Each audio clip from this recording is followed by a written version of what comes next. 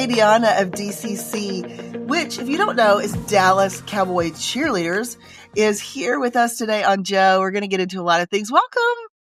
Thank you so much for having me. I'm so excited. It's going to be fun. Oh, you're used to asking questions. You've got KayDianna's Corner. You've got KayDianna's Car Chats. You're a natural at that. Do you love sort of like the microphone host thing, or are you just a natural inquisitive person? You like to ask questions? I think I just love engaging with people and getting to know people's story.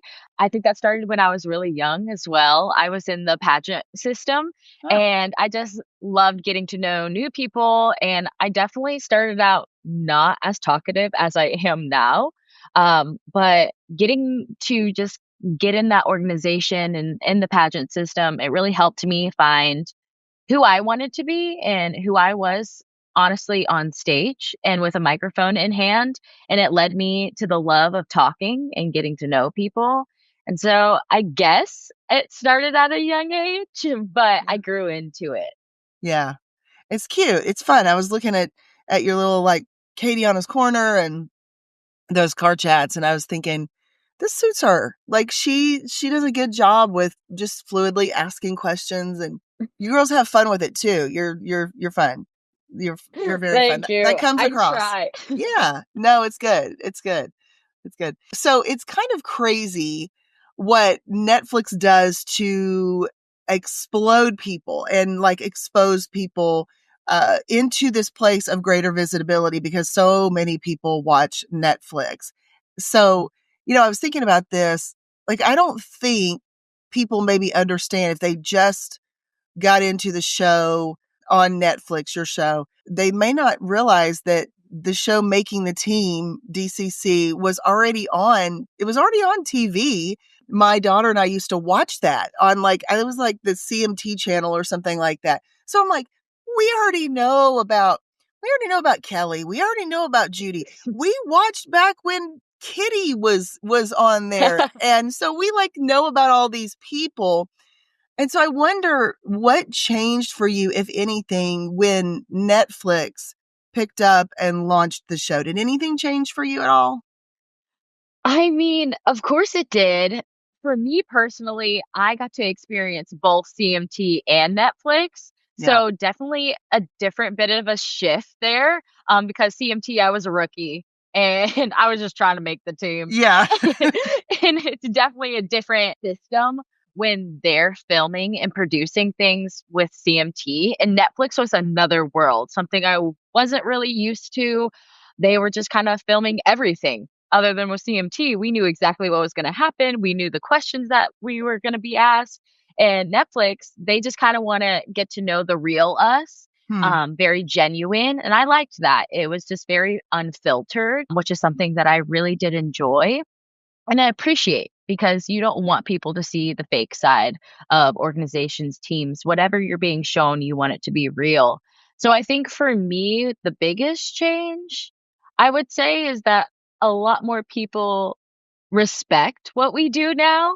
Hmm. The amount of messages that I receive from friends and family who knew exactly what I've been doing for the last 4 years, but they didn't truly know the ins and outs of practice and how much time we actually give. And if I don't answer that text message for a really long time, they understand why now. Yeah. So I think that was the biggest shift for me, I would say, was definitely just people understanding and respecting what I do now. Mm. I could see that. Listen, if you don't respect what you guys do, you clearly have not watched the show because there is so much that goes into this. I Mhm. mean, to tell you, you girls work extraordinarily hard. You are smart, poised, incredibly gifted women. I mean, not only your level of dance, but just really, I mean, the way you carry yourself, the interviews, I mean, it is like a whole thing. Mm. What was it like? I mean, I'll say this. One of the things that was a big point for me was the amount that you're critiqued. I mean, the critique is crazy. So I'm wondering, what is it like being so highly critiqued to make the team? Because they have very, very high standards. And I mean, you got to have thick skin. So what is Oh, that like? 100%. You definitely have to have thick skin. I think my thought, I guess I guess my mindset has changed throughout the years. Coming in as a rookie, you definitely have to have that thick, tough skin because you don't know what you're gonna get. You don't know if you're gonna get cut that night or the next night, and so you just have to come in level-minded and just pray that God has a plan, and honestly, whatever they give you, you have to take with a grain of salt, and whether it's you need to work on your kicks, you need to work on your makeup routine, gotten that before, you need to work on technique, whatever it is, you have to just kinda take it with a grain of salt and just be willing to work hard at it, and I think that was my rookie mindset, was just take it in, work hard at it, come back, be better than I was the night before. Then continuing as you kind of transition into a vet, it honestly gets harder, which is surprising because you would think that it would get easier to be critiqued by the same people over and over again as years go by, but it gets harder because you want them to see that you are progressing and getting better. And so when you're constantly hearing not negative feedback, because you do get positive feedback as well, but when you are hearing that feedback, it's hard to think, "Well, what am I doing wrong?" Or, "Oh, what can I fix so they like me?" It's hard not to think those things because all you wanna do is to continue to grow in this organization and put your best foot forward for them. Yeah. So I think for me right now, especially in a leadership position, I just have to think God placed me here for a reason, and there's a season for everything. And so if he put me here and he gave the words to Judy or Kelly to say to me, I'm supposed to learn something from this. No matter if it's personal or if it's mental, he wants me to grow stronger in some type of way. And that's kind of my mindset now going into things and having that tough skin is just knowing that God had them say it for a reason and you take it in and you kind of see what he wants you to learn from it from there. Yeah, that's so good. I can imagine too, after in the beginning, you don't really know the people. You don't really know Hmm. the folks that are in the organization. You're not really as close to them. So as you develop and as you go into it and you're bonding with everybody, now you have a relationship. And so their words matter even more in many Hmm. ways. And so I could see that relationship piece would come into play. Did you always want to be a Dallas Cowboy cheerleader? Was that like a dream that you had for a long time? I get this question all the I'm time. sure you do. Yeah. I know that there are a lot of people who just dream of being a DCC, but that was not my path at all. Yeah. I was from a small town in Indiana, so I had no clue about the Dallas Cowboys cheerleaders at all. I was raised in a Steelers household, so Wow. the Cowboys, that was not a thing in our house. It was Yeah. like enemy territory. Sure. Yeah, for sure. But when I was younger, I would say around 3rd grade, I joined a dance studio, and at the time, my dance director, her daughter was actually auditioning to be a DCC, and everyone was just in awe of her, and I was like, "That's so cool.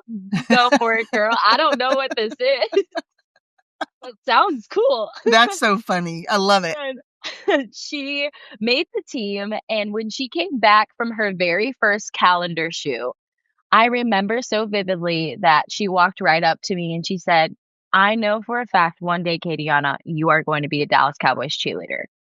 And to me, those words didn't mean as much to me as they do now because as a little girl, you're just like, "Wow, thank you. It would be fun." But now just understanding who they are and just how well known this organization is. It means the world to me that she trusted in me and believed in me at such a young age that she would say that I would be a DCC.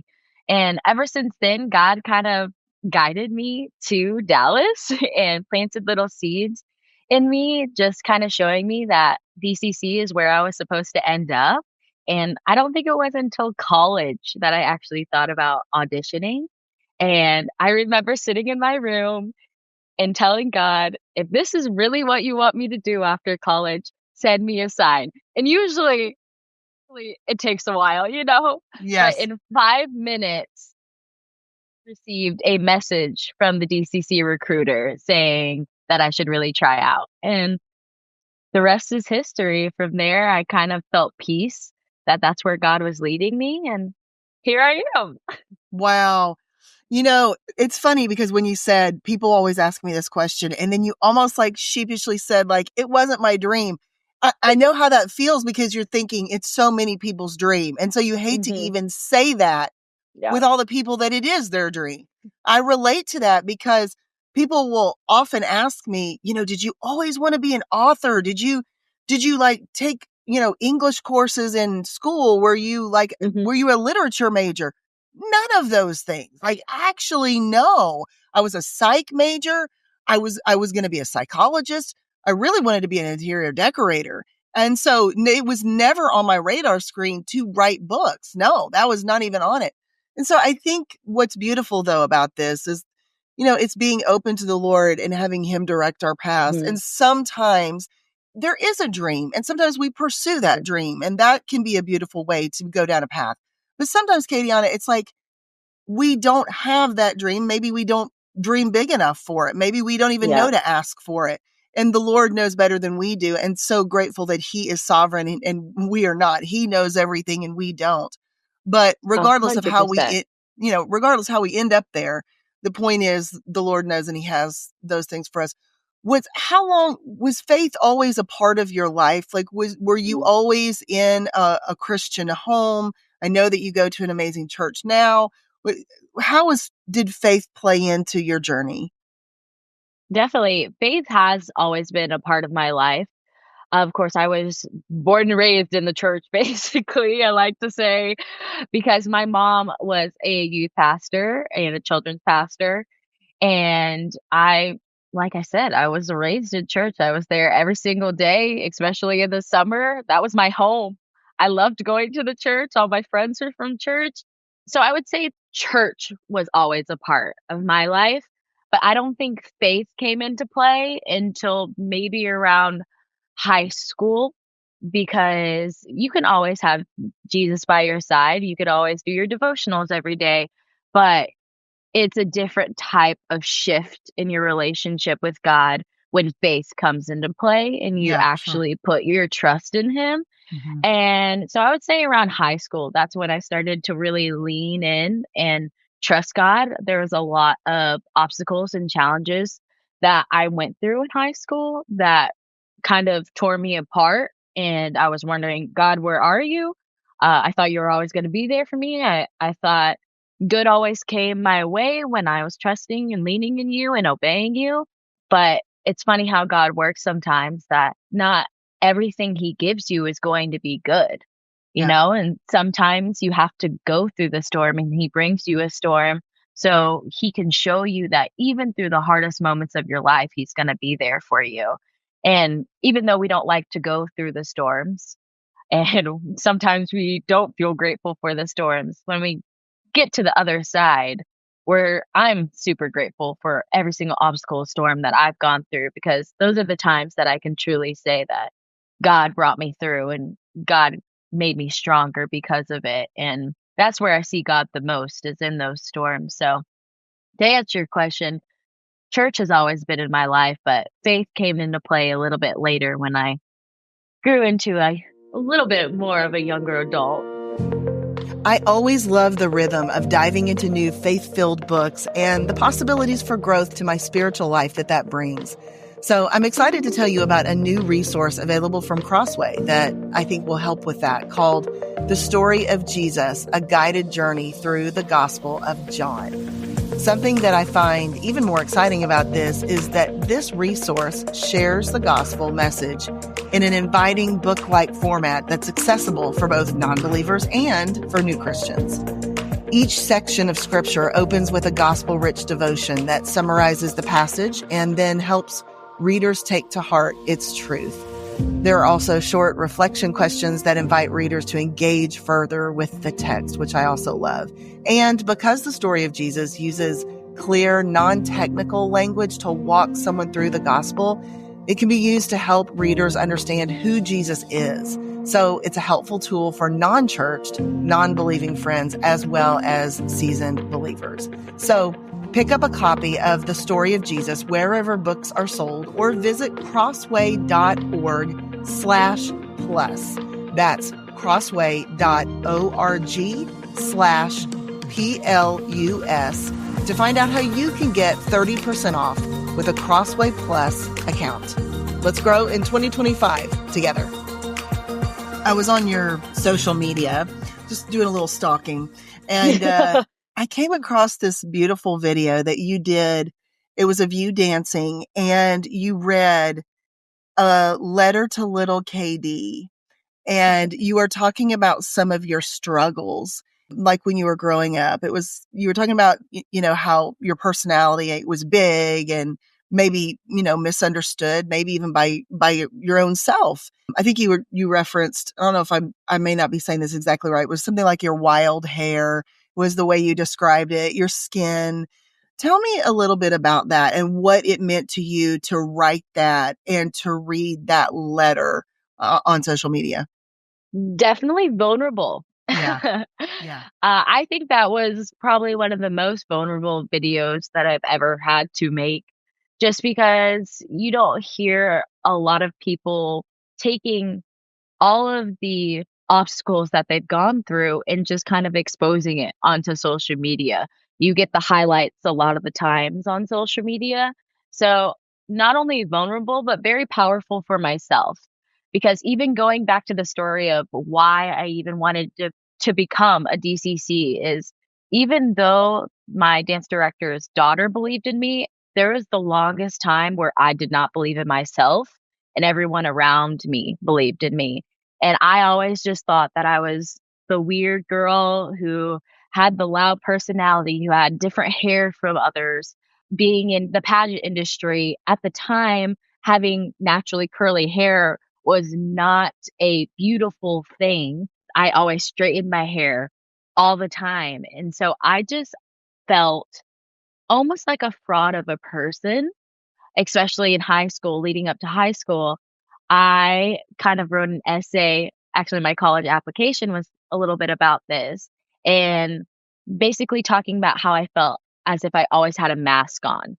And depending on the group of people I was around, I put a different mask on my face because I thought that was the KayDianna they wanted to see.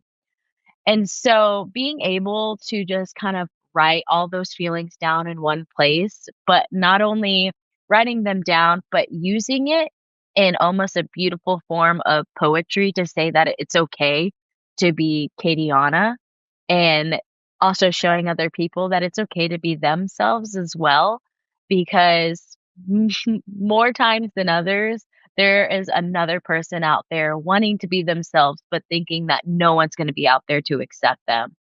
And I feel like we need to start making a shift in our society right now of just being okay with being loud and being natural and being authentic, because what's the point of being filtered at at this point right now? We see a lot of that on social media. I don't want to be like the next person. I've done that before. It doesn't feel good. It doesn't feel like me. And so it just felt really powerful just putting it out there and hopefully showing another little girl or even a woman out there that it's okay to have those feelings and it's okay that you did go through it, but you're stronger now and it made you who you are today. So It was super powerful. When do you think you started really kind of accepting who you were? Maybe your skin color, your hair, that the identity of mhm, what makes you KD as far as your physical appearance, because you've always been you. But I think, what we struggle with the most is how we present ourselves to mhm. everybody else. When do you think you kind of started coming to that place of acceptance? I think I'm still accepting myself to this Yeah. day. Yeah. Honestly, hopefully one day I will get to that full acceptance. But in all honesty, especially being in the limelight, how we are, especially in the organization that I'm in, it's really hard not to get beaten down from the words of people on your physical appearance. And I do have DCC to thank to being for me to be able to kind of tap into my natural beauty a little bit more because they were the ones that wanted me to go naturally curly. I was definitely against it. I did not see myself as beautiful with my natural curls. But honestly, I'm just so, so grateful that they allowed me to even do this because now meeting little girls with curly hair, I always get thank you so much for being out there because my daughter sees her in you now and believes that she is beautiful because that you wear your natural curls. And that is the best thing that I can hear because it even helps me a little bit. When I hear little girls saying that they feel beautiful because I'm out there on the field with natural curls, helps me feel even more beautiful and feel okay with being who God created me to be in the first place. So Yeah. I'm still accepting the natural beauty, but I'm getting there. Well, I appreciate you saying that, KayDianna, because I think there's this idea that we'll come to this place of arrival. And the truth is, whether it's with our body, whether it's with our hair, whatever it is, because we all have places of struggle. There it's a process for everyone. And I think we set ourselves up for failure in many ways when we think, well, I'm going to arrive at this certain age or at this certain point, or you know, when we put that strict parameter on Mm, ourselves, well, I should be there by this or by yeah. now or whatever. And the reality is, I'm still working on certain things about myself and acceptance. And I think we also get to levels. My daughter has really curly hair as well. In fact, she has a super tight curl pattern. And, there have been stages for her. I mean, I remember when she was preteen and it was going through all the hormones. This will probably give you PTSD, but it was, I mean, her hair was out of control and it was Yeah. literally like how to even get it under control. It was so difficult. And so she struggled a lot with her hair then, didn't know how to fix it, didn't know how to do it, none of that. And it didn't want to be straight. It literally Nope. didn't want to be straightened like we did the keratin. It didn't care. Like it was like, no, the keratin's not going to work. I mean, it was just an incredibly tight curl pattern. And it's been neat to watch her even in college as she's embraced her curls, and she's begun to wear that more and more instead of straightening it. And I love it because it's really a lot of her identity in that curl. But honestly, culture is all about the straight hair. It really is. So I think that's really powerful what you're saying. And also just for people with curly hair, for girls, young women especially, to see you embracing that side, I think is so, so powerful. So thank you for sharing that. I want to talk even more on this subject about image because you've described yourself as a lover of beauty. I saw that as well. And so what's interesting is you are sort of in what some might describe like this image obsessed line of work. It's not to say that that's fostered, but that's just to say that where you are by virtue of what it is would be seen as image obsessed. Like you all are beautiful. You all have to look a certain way. Everything is very sort of systematic, buttoned up, all Mhm. the uniform, all of that, right? And yet I know that you do care and believe in helping young women know their worth, which comes from the inside. I mean, our faith informs that, right? So it comes from the inside out. So here's what I want to know. How do you sort of embrace the role that you're in and with all the glam that comes from it? And with all like the expectation of this image business that you're in, while helping point young women to that true beauty within. I think the biggest thing for me is that when someone meets me, I don't want the compliment to be, "You're beautiful." I want the compliment to me, "Your heart is beautiful." And I think for me, that's why engaging with people and getting to know their story and just kinda getting I wouldn't say on their level because 'cause we're not higher than anybody else just because of a uniform that we wear, but just kind of showing them, like, I am a person the same as you. I also was in your shoes. If I'm talking to a teenager, I've been in your shoes before. I have also gone through the struggle. If I'm talking to a younger one, I've gone through all the obstacles of life of being 5, 6, 7, 8, because they're also going through changes and different things of themselves.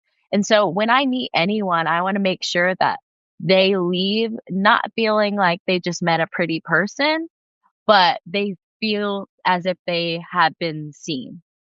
Because That's I good. think a lot of the times when you are meeting someone who is quote unquote in an organization that's image obsessed, and the first thing that you see is just appearance, I think a lot of the times people walk away almost unfazed or with a picture. And I'm like, oh, wait, that was a cool experience. But that's not what I want. And I know that's not why God placed me on this team. I know that God placed me here for a certain reason, and I think that reason is to share his love and his joy and who he created me to be. And I truly believe that's just to touch other people and make sure that they feel seen, because I have been in the shoes of not being seen and I've gone through that struggle. And so I think that's the biggest thing for me, is that I'm not so focused on what I'm looking in appearance, that I'm more focused on the person that's in front of me and the person that I'm being. And I think that really helps kind of take away the whole image and rather focus on the heart. Hmm. Yeah, I think that your realness comes across. And I do think that's what's important. I think when people connect with you in that way, it's almost like your desire to connect with them in that way. And it forces them to see past your beauty, which I think is really important, because there's nothing wrong with, makeup and, No. all of those kinds of things. This is a business that you're in. It's a business that you're in. And that's kind of the way that it's meant to look and meant to be. And they don't make any apologies for that.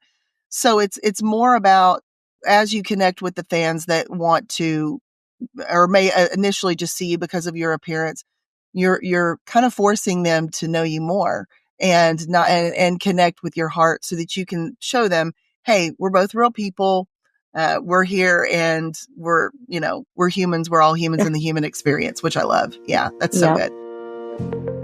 I don't know about you, but when I feel overwhelmed by the thought of mealtime, I settle for eating out too much, and that's not good. So one of my goals this year is to really treat my body better, fuel it with healthy, good foods, and part of that is by having sensible meals for dinner. I've gotten a great kickstart on this already by the new prep dish meal plans that I've started using.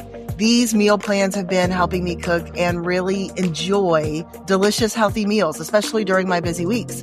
So I'm eating better than ever. I'm spending way less on eating out. And the best part is I don't have to think about what I need at the grocery store, because they make a list for me. So here's how it works. Subscribers receive an email every week with an organized grocery list and instructions for prepping meals ahead of time, which means that dinner time is super quick and easy every day. And the meal plans are always seasonal. So this time of year includes plenty of hearty stews and crock-pot meals, which I personally love the crock-pot. And another thing I love is that they have categories to choose from: gluten-free, paleo, low carb, or super fast. Yes, that one's for me. I love to make things quick. So you'll find what you need here, I promise. And if you think you don't have time to meal prep, I used to think the same thing. But with the Prep Dish Super Fast meal plans, I can prepare 5 healthy dinners in just 1 hour. I'm a big believer in batching work, always have been. So this made sense to me. I now batch meal prep like I do work. Trust me, that's 1 hour of meal prep, pretty much saving my sanity for the rest of the week. It's 100% worth it. If you want to serve healthy homemade meals without the stress, the founder, Allison, is offering our listeners a free 2-week trial to try it out. You really just can't beat that. Check out prepdish.com/Joe for this amazing deal. Again, that's prepdish.com/Joe for your first 2 weeks free. I really think you'll love it like I do. Well, I love that you also are a mentor. You see yourself as a mentor. I think that's important because, when we think of mentorship, I think we often think of a more seasoned woman in the sense of older, and we discount mentorship that you can have really at any age. You can have peer Hmm. mentorship. You can have mentorship as a woman in your 20s with, you know, teenage girls, preteen girls. And so I love that you just unapologetically say, I'm a mentor. Tell me, what do you love about your mentorship? What do you do as a mentor? Yes, I love all of my mentees. I definitely agree with you because I think a lot of the people believe that to be a mentor, you have to have your life together. Not true. Yes, Not that is true a at all. belief. Yes, that is a belief. Is that whoever is going to mentor you, that they know exactly what they're doing, they're gonna give you the right advice, everything, but they're also human. Sure. And that's what I love about being a mentor and just kind of talking to my mentees. I kind of am straight up with them saying, look, I don't have it all together. I'm probably not going to give you the best advice, but I am going to be there for you. That's No good. matter what, I'm going to be there. If you need someone to vent to, if you need someone to cry to, I will be there. And I will try my best to do whatever it takes to get you to where you want to be, but we're going to walk through this together. And that's what I love about being a mentor is that we get to walk through life together. And it was a big part of my life. I definitely wouldn't be who I am today without my mentors from a young age. And I have my life to just honestly just continue to say thank you, thank you, thank you to all mentors who poured into my life. I'm completely grateful. And so with me now, I have my own mentorship program and it kind of combines my two loves, mentoring, like I said, but also dance. And I get to work with girls and help them with whatever dance technique that they're working on at the time, or if they're trying to try out for a team, I work on that with them. But then throughout the month, we have one on ones to check in, make sure school is going well, if they need any help. A lot of them are applying to college right now, so if they need any help with college applications, we sit down, talk about that. A lot of them are waiting for colleges, so we kind of get their mind off of that. Boy problems, whatever you think of, that's what we're talking about. Just because I think it's really important that I'm not just a dance director to you, but I'm also a friend and a mentor. And that's what I love about working with these girls and just kind of pouring into their lives because I was them once and I hope I can make the smallest difference that my mentors did for me. That's so good, giving back. It's really, really important. So do they apply to get in this mentorship program? How does that work? Yes, I have a link that they can tap into Okay. and they just apply and it's on my Instagram actually. Okay, we'll put that in Well, the show notes too. We'll put that in the show notes because I know there are some people that will be really interested in that. I can't imagine. Yes, KayDianna's my mentor, and I get dance tips from her. That would be incredible. That is so, so awesome. No, that's really fantastic. I can't think of a better mentor. You'd be amazing. You'd be oh, amazing. thank you. I Yes. love it. Yeah, that's so good. Yes, it shows. So this season is called I Used to Think. What is something that you used to think, but you no longer think anymore? Can be about anything. Oh, too many things, honestly. Well, rattle off a few. Yeah. I think we kind of tapped into it early on in the conversation, but one of the biggest ones is I used to believe that every good thing came from God and every storm and obstacle came from the enemy. And definitely found out that is a false statement because God gives us storms and obstacles for a reason. And sometimes he puts us through it to see if we will kind of trust him through it. And I think that's just a beautiful thing that he does, that he is not just a God of the good times, but he's also a God of the bad times as well. And he's always going to be there for us. And at the end of it, he definitely shows us that we're stronger for it and that there was a plan and a purpose for it the entire time. So that is one of the biggest things that I used to think that I don't anymore. I know you're married. Yes. What did you used to think about marriage that you don't think anymore? I bet there's a lot. I bet there's a lot of things you believed until you got married, and then now you don't think that anymore. Is there anything off Yeah. the top? Yes. I used to think I would have to sacrifice as much as I have to. Oh, listen, girl, that is so true. And then you got married and you're like, oh, okay, so this is what marriage is. So This is what it this is. is what it means. Okay. Yeah, I I thought it get was it. just me and my best friend. Right. Right. I mean, he still is. He's the Of best. course. But it's But hard. Marriage is it's hard. hard. Oh, It is hard. It's a give and take, definitely. It's yeah. not just something that comes easy. You No, definitely have to work for it. And absolutely. I will say, shout out to my husband, love you, because it's very hard in the job that I'm in right now, Yeah. because he goes to work in the morning. When he's done with work, I'm leaving for work because we have that weird schedule. So Yeah. I don't get to see him as much. And we're also very busy. Sometimes I could have a game day, which is all day, or sometimes I have all day appearances and I just don't get to see him ever. Yeah. And so he has to sacrifice so much for me during this time, where there are times where I feel bad because I'm like, I'm not doing anything, or I feel as if I'm not putting enough in this marriage. And he keeps reminding me that this is my season. And I think that's just so beautiful of him even saying that. He said, I definitely heard God tell me that this is your season and I'm here to support you right now. Wow. So it's okay that you're tired. It's okay that you probably don't want to clean up around the house, what normal wives do. He's doing No. all of it right now. And so What a I'm good just truly man. grateful for the I know. He's great. I can't Yeah. complain. Do you have any advice for young women? What's a piece of advice you might give young women? Oh, how much time we got? No, I'm just I know, you probably got a lot.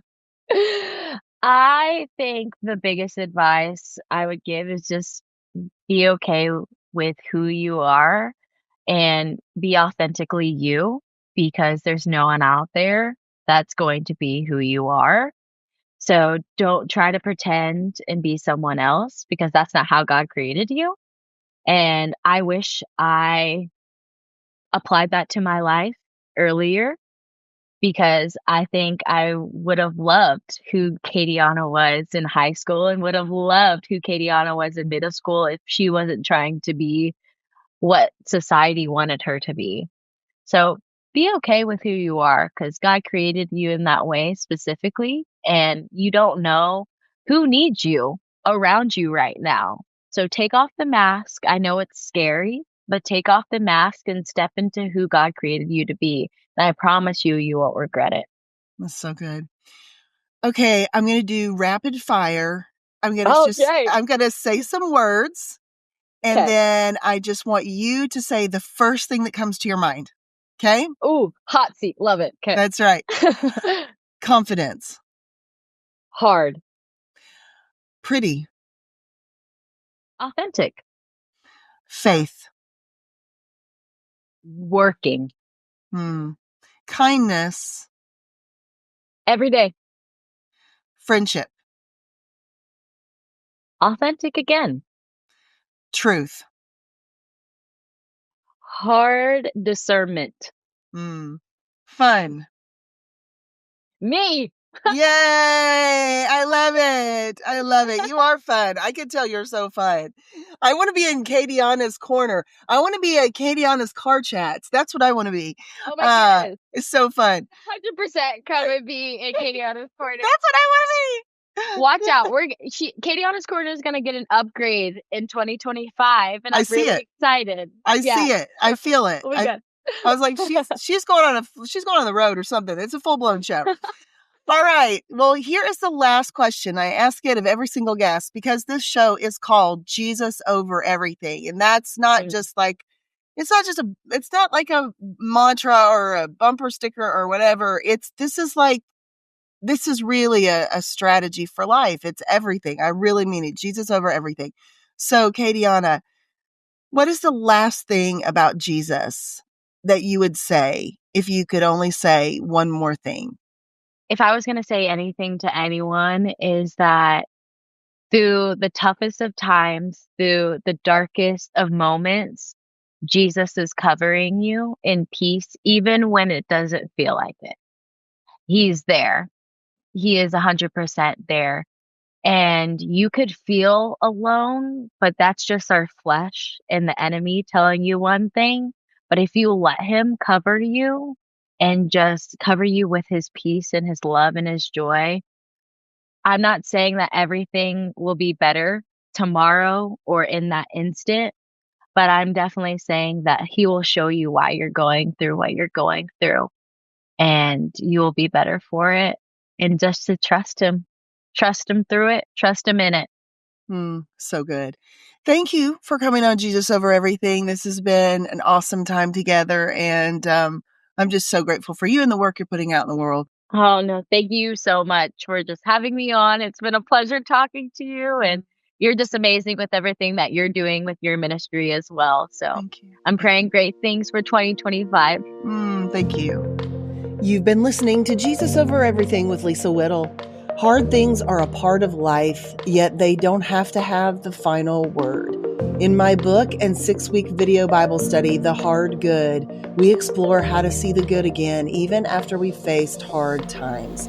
If you're ready to know how to show up when you want to shut down, check out the Hard Good book and the accompanying 6-week video Bible study today. Both are available wherever books are sold.